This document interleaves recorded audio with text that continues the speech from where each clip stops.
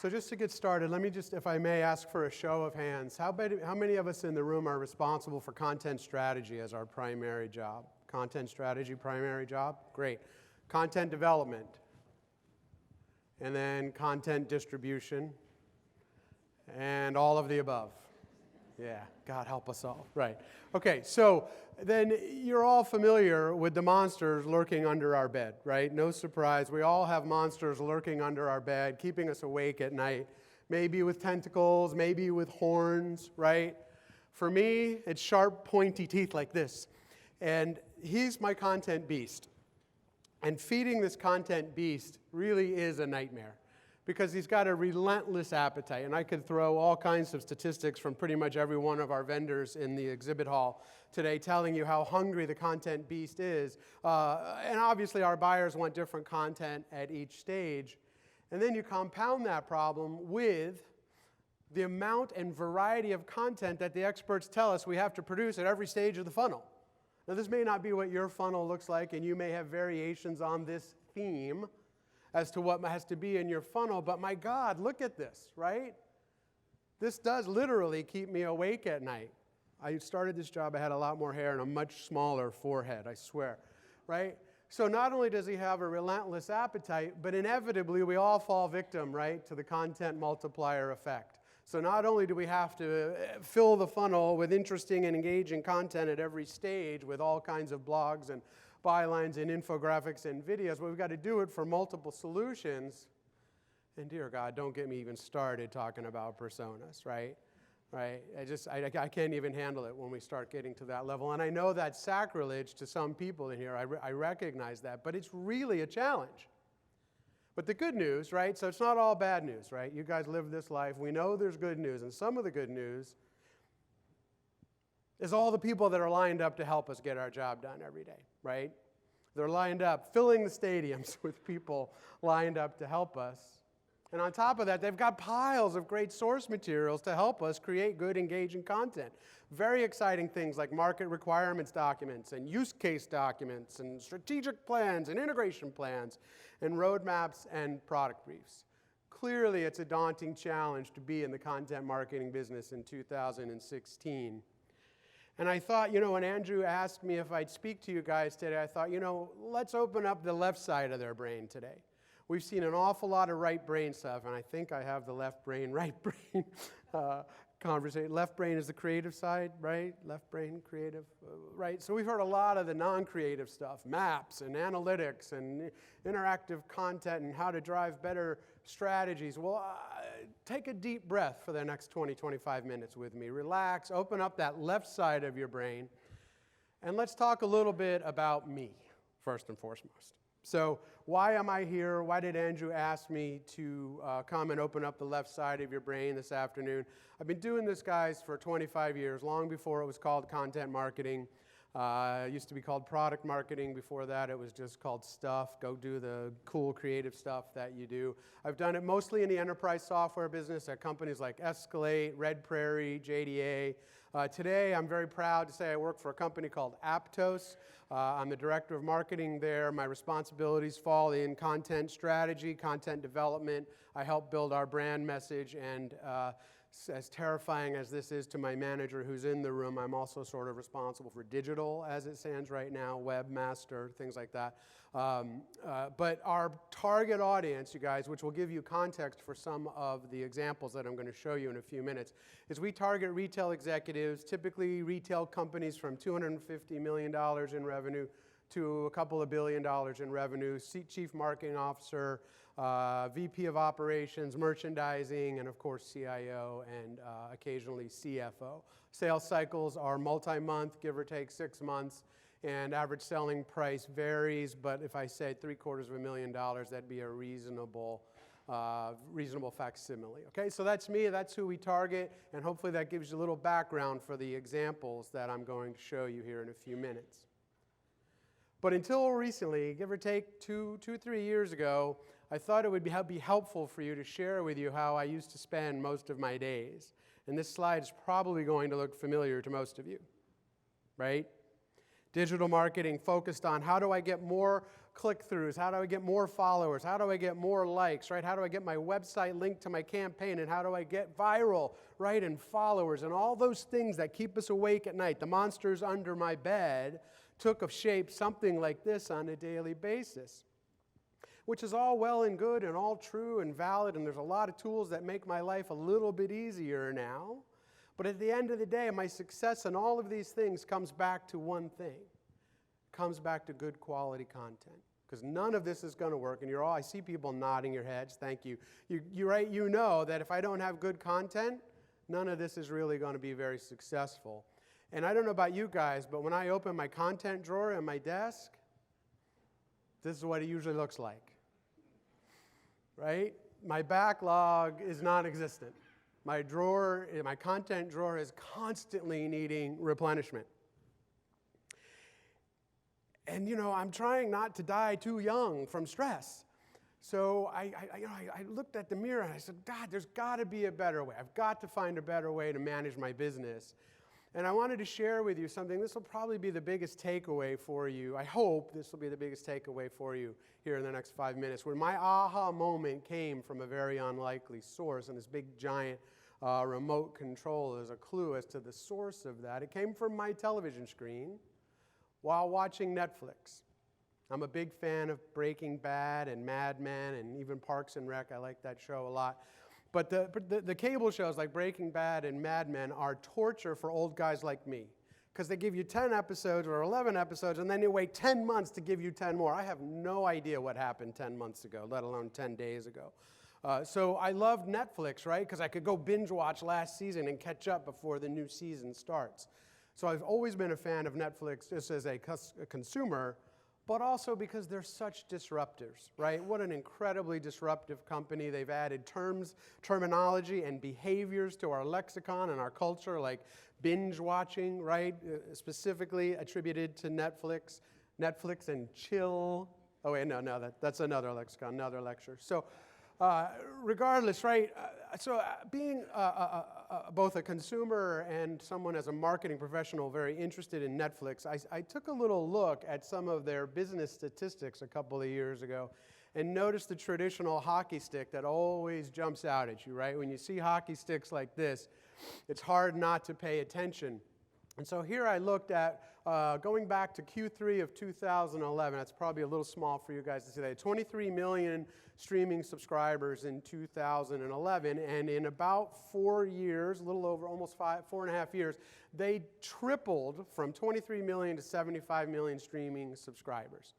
Now, yes, asterisk, some of that is because of the advent of broadband and mobile and things like that. I grant you that. But nonetheless, still, it took them about 6 years to 7 years to get to 23 million and 4 years to add 50 million more subscribers to it. So I decided it's worth investigating. What happened, particularly if I put a little arrow there in Q1 of 2012, what happened there that really started the spike?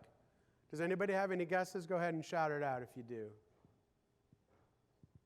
Go ahead, yeah? No, good guess, no. Say again? Original content, exactly right. That's when House of Cards became a household name. And Kevin Spacey, Vice President Underwood, President Underwood, right? Launched in 2012. Interesting coincidence, right? That suddenly Netflix, instead of only thinking about how to best market content from others, probably the largest and most successful content marketer I've ever known, started figuring out it's time to begin thinking like a publisher. And when they began thinking like a publisher, we saw the hockey stick. And guys, that was my aha moment, right? Not that thinking like a publisher was rocket science or brand new in 2013. Given just about the same time that Rollin' in the Deep, I couldn't get that song out of my head for the summer of 2011, right? An ebook was published on Amazon called Content Marketing, Think Like a Publisher, How to Use Content to Market Online and in Social Media. And that was sort of the watershed moment when, thinking like a publisher became part of our lexicon in this business. But I'll be honest with you, I had trouble engaging with that. I had trouble as a consumer of that content applying it to my day-to-day life and really understanding what it meant. And as I dug into Netflix, right, one of the things we know about Netflix is they're a data company. More than a media company, they're a data company. Now, they recently said that even with all of their data, half of their decisions still go on their gut, right? But what they did do was stop mining their data to understand target audience interests, right, for content marketing strategies and apply that same science to content development decisions.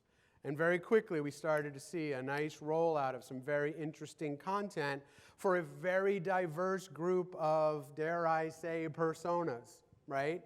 The Marvel audience, Jessica Jones, Daredevil. I just saw online today there's another season of Daredevil introducing a new partner in crime or villain, I forget. Marvel, big production period pieces like Marco Polo. Niche audience pieces like Arrested Development, which had a well-established, well-defined, passionate audience, not very large, but very passionate, so they picked up the production rights to shows like Arrested Development and gave them new life on the platform. And then even really small little niche shows like Hemlock Grove, which appeal to a very specific persona within their target audience. So I said, okay, well, let me take a look, right? Interesting, lots of good content, some shows which I have come to like in their portfolio. And if you look at that exact period in time as I showed you for their subscriber growth, the streaming subscriber growth, look at their stock price growth. And that includes a 7-way split there in about 4 quarters ago. So seriously, a seriously successful transition from content marketer to publisher. Okay?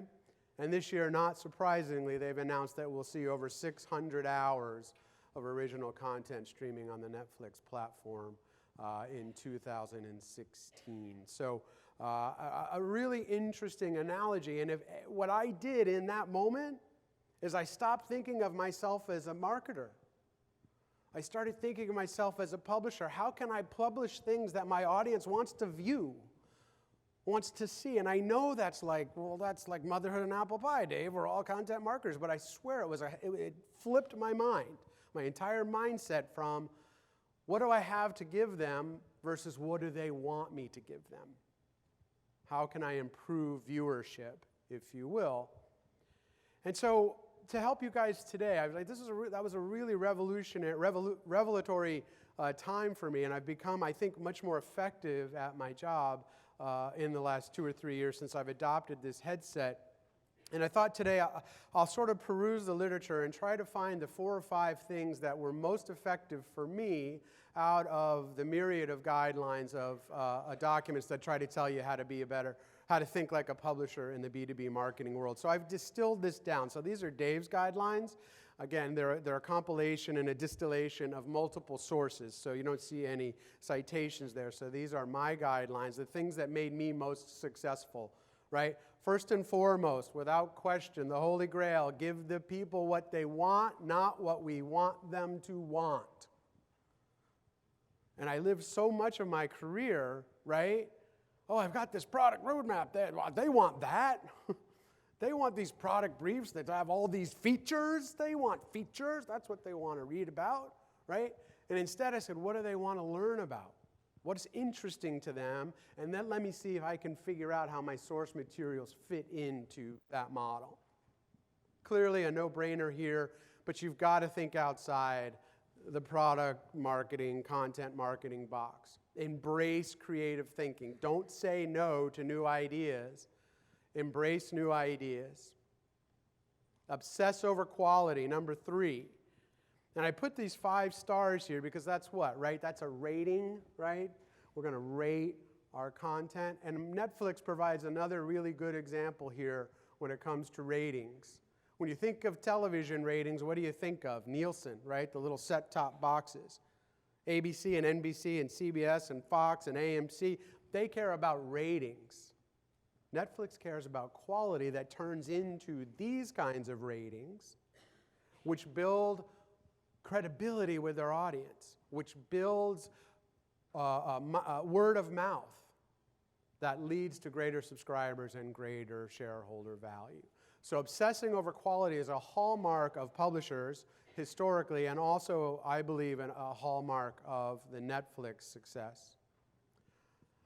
Publish or perish, right? Fill in the blanks, right? You've got to stay relevant by staying in front of your audience. Publishers are very good at this, right? Netflix is very good at this. Even though they only do 10, 12 episode seasons, you'll see related content continuing now, 600 hours of original programming, staying relevant in front of their target audience. And then finally, perhaps the most meaningful takeaway that I learned from this process is to hire a managing editor. So I see a lot of young people in this room. They have no idea that this was a movie and a book called All the President's Men. Go ahead, make me feel bad, right? This is a guy, he's an actor, he's called Robert Redford. I'm sure you never heard of him, right? And the other guy over there is Dustin Hoffman, clearly well before most of your time.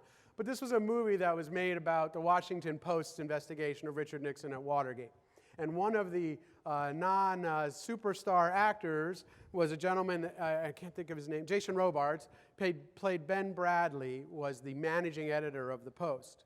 And his role was to keep those guys on message, to keep them on deadline, and to manage their content calendar for them. And you guys, I've got a partner, Vanessa, in the room somewhere. I know she's out there somewhere. Hi, Vanessa. She's our managing editor. And when she joined our company, my world got better. By having a managing editor to keep us on deadline, to keep us on message, right? Understand what the programs are, what the requirements are, and to build a plan that we can live to. It was a life-changing moment, so thanks, V, for coming. I couldn't be gladder that you're here. And I said it in front of hundreds of people, so now you know it's true. Okay, so those are the 5 guidelines, right? So how do we put those to work at Aptos? So I'll share with you in my remaining time, I'll share with you 3 examples where we really tried to think like Netflix to feed that content beast and reach, engage, and influence our retail executives and our target audience. So guideline number 1, right? What do they want? What's interesting to them? Interesting to them is, maybe this is true in all of our markets represented in this room, but retailers cannot get enough of what's next, right? Because every time a new gadget, I don't have my phone, but right, a new phone technology, new network, new social, Snapchat comes out, right? People want to shop on Snapchat. Retailers are constantly trying to stay ahead of that curve. So what's next is of utmost importance to them, but they have to stay 2-3 years ahead of that curve because of all of the implications to rolling that out. If you can imagine, to 1,000 stores, it's not cheap nor easy to roll out gadgets and techniques, technology and devices at that kind of scale. So what's next is very interesting to them. And of course, I have my great origin content, the seedlings of an idea, and things like solution roadmaps, which talk about cloud expansion and open APIs. It's very interesting to my target audience or merchants, right? Very interesting. So what do? Right? We built a program. Again, I'm going to date myself. As I'm seeing the slides in front of all you young faces, I'm like, holy crap. But so we built this Retail Technology 2020, like 2020 Space Odyssey, 2001 Space Odyssey, and it's a movie from much longer ago than I care to remember. So we built an entire program around 2020, Retail Technology 2020. You can see the movie references In a World Where Consumer Behavior, right, In a World. That's a movie millennials know, I know, In a World, right? Okay, so we put together a program that talks about open APIs and cloud enablement and the ability to adapt new technology quickly and easily, but put it in context of something that they do find interesting, like 3D printing. And we actually showed them how you can 3D print a pizza in your house as part of the program. It has nothing to do with selling shoes or apparel, but it's interesting, right? It's something that they care about. Mood sensing technology, you don't know it yet, but your retailers are getting pretty close to being able to read your face to understand if you're happy or sad or mad or glad. So when you get to the point of sale station, instead of saying, well, last month you bought diapers, so maybe this month you're out and you need diapers, right, on the screen, they're going to say, Dave, you look kind of pissed off. Hey, we have a deal on vodka today to make you feel better. Honest to God, that's not that far off. But so we put that in there, and we did virtual reality, because who's not interested in virtual reality? And oh, by the way, just to be completely pandering, we also throw in a cat, because we all know how cats work on the internet. So what do? Right? We took all that and then bring it to market. Publish or perish, right? So the ways that we brought it to market. It was designed first and foremost for our user conference, give or take 200 odd attendees that come to the user conference. And our objective is always to get more C-level executives to come. We always struggle. We put this program together, highlighted as part of our agenda, and got 5 times the C-level suites. Almost 18% of our audience that year became C-suite executives to attend our user conference last year. We repurposed that content into a webinar that we produced with Retail Touchpoints, one of Andrew's brands, and put this into highly consumable, audience-centric content. So when we're talking about mood-sensing personalization technology, we talk about it in the context of Oreo cookies, and who doesn't like Oreo cookies, right? Or Project Runway, or Disneyland, or babies, right? Completely pandering every chance we got to try to be interesting, engaging to our audience. And we had over 300 registrations and attendees and downloads to the on-demand, which may not sound like a lot to some of you guys. Somebody yesterday I saw said, oh yeah, I got 8,000 people to show up for my webinar. I'm like, I have slides that say I had 300 people. But I feel good about that. That's, for us, that's a really significant number for our size target audience. Leverage that into an ebook, and you'll see some of these very current movie references, like Attack of the Killer Expectations, Close Encounters of the Third Dimension, and Planet of the Connected Shopper, right? Put it in context that's interesting and fun for people of our target audience, about 100 downloads of that piece. And then even, again, in this notion of publish or perish, when we conducted the webinar, we conducted audience polling, right, interactive webinars, but we saved that data and published it as a compendium, right? Got another 50 downloads for the audience responses out of that. So all in all, right, give or take 500 meaningful engagements, right? Measurable, meaningful, right brain stuff, engagements out of that content by taking, cloud enablement and expanded open APIs and turning it into movies in the future and things like that. So think like Netflix led to almost 500 meaningful engagements for us. Another project, actually in flight right now, is a program that says, you know what? Let's talk about shopper data. Again, retailers are hungry. They're always hungry to know what we want as consumers. Where are we taking them? Because we know we're in charge. We're driving the bus, right? So shopper data is always of interest to them. And again, when I look in my drawer for good content, what do I find? I find platform integration plans on how we're going to put the sales channels together with the fulfillment channels, and it's going to be very exciting, and customers want to read that. Or not. So how do I take that and connect that to shopper data in a way that's interesting and compelling? And that connection is difficult, particularly to do so without spending a fortune.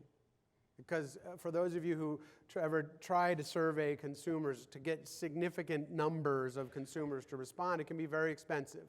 To get up into the thousands of responses can be in the tens of thousands of dollars. So we worked with Andrew's company again and put a program together called Inside the Mind of the Modern Shopper. Now, you won't be able to read that. I'll show it to you here in a minute. But the subhead on that says Shopper on the Street Interviews is where the subhead goes, right? And as the minute I say shopper on the street, what does that connote, right? Small, personalized interviews. Not scientific data for 10,000 people, which has a place, clearly, right? But we can't afford that. So we did shopper on the street. We did 3 cities, 100 shoppers in each city, and asked them 6 questions. And we're bringing it to market with that as the headline, shoppers on the street. So it sets expectations that you're not going to see data from thousands of people. You're going to see personal interviews with hundreds of people, 100 in each city. And we did the same thing. The slides are going to look familiar. Highly consumable, audience-centric content, right? The ebook takes that data, puts it together in a way that's easy to consume already, 100 downloads. This program's in flight, so we expect fairly significant numbers. We did a webinar, and in the webinar, you'll notice here these visuals, right, is we broke it down and gave them local flavor. So city by city by city. New York City, Chicago, and Los Angeles were the three cities where we intercepted shoppers on the street, did our 5-minute interviews, and we bribed them, I think, with a $5 or $10 Starbucks card, Andrew, whatever it was, right? We got them to respond, which was good for the survey, but even more intriguing is that has interest to the metros. So we're in the process of preparing our pitches to the Chicago Tribune, the LA Times, and the New York Times right now with 100 shoppers, right? Not 1,000, 100 shoppers in each city. They've completed their intercepts in a couple of afternoons in each city, kept the cost down, 5 minutes, right?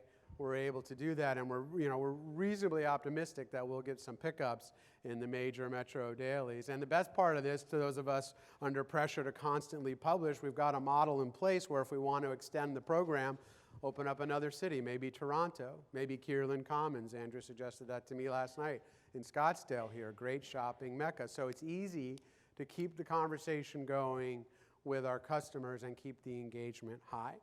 Last one, quickly, this one is a little bit of a wild hair, kind of straying from the product content one, but I think it's so similar to my mantra about think like a publisher and think like Netflix. One of the things that retailers are very interested in is giving back. Just about every retail company you'll ever interact with has a nonprofit program as part of their enterprise. Not only do they like to invest in their own programs, they like to hear about how other people are giving back and how the industry as a whole gives back. There's an organization called the Retail Orphan Initiative that's inexorably connected to retail. It's started by, resourced by, and entirely funded by the retail industry. And they do great things for kids around the world. They're currently in 17 countries, 47 projects, about 143,000 kids. And several of my colleagues, including some of our senior executives at Aptos, are personally involved in this organization.